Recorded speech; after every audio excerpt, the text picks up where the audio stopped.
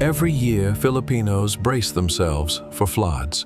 Streets turn into rivers, homes drown, and lives are washed away. Billions of pesos are poured into flood control projects, yet the water never seems to leave. Why? Because behind the rising waters lies a crime that seeps deeper than the flood itself: corruption. Welcome to Last Alibi, where lies linger and silence speaks louder than words. In the Philippines, floods are not just a natural disaster. They are a man-made catastrophe. Year after year, billions are allocated to drainage, pumping stations, river dredging, and dike constructions. Yet in city after city, the same scenes repeat. Stranded commuters, submerged homes, children clinging to rooftops. But here's the haunting truth: much of the money meant to save lives never makes it to the people. Between 2017 and 2022 alone, the Philippine government spent more than 600 billion pesos on flood control projects. But audits by the Commission on Audit uncovered ghost projects, overpriced materials, and suspiciously unfinished structures. Imagine, billions gone, and yet the canals remain clogged, the pumps broken, and the dikes crumbling. In one province, funds were released for a dike that was never built. In another, drainage systems were paid in full, but mysteriously only half were completed. Where did the money go? Into the pockets of politicians, contractors, and middlemen, who turned disaster prevention into a personal ATM. For the corrupt, these projects are numbers on a contract. For ordinary Filipinos, they are lifelines.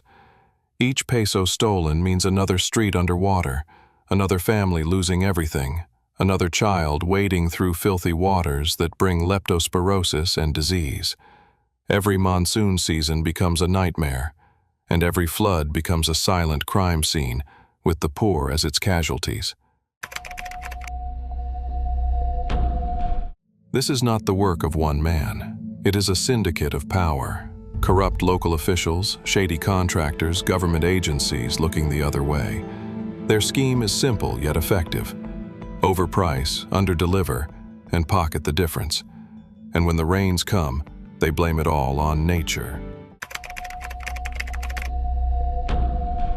For decades, Filipinos have lived with this cycle: rain, flood, promise, project, corruption, repeat.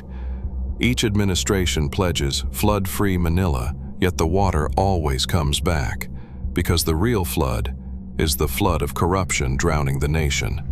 In the Philippines, corruption is not just stealing money, it's stealing lives, futures, and hope. Floods may be natural, but the suffering they bring is man-made. Each ghost project is a crime scene, each pocketed peso an accomplice to tragedy. And the cruelest part? When the waters rise, the guilty always stay dry. This was not just negligence. This was a crime. And in the flood of corruption, who will be the last alibi?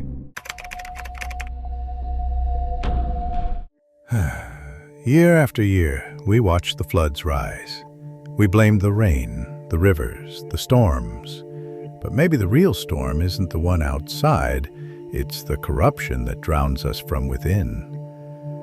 Floodwaters eventually recede, but stolen money, stolen lives, stolen futures, they don't wash away. And maybe that's the scariest part of all.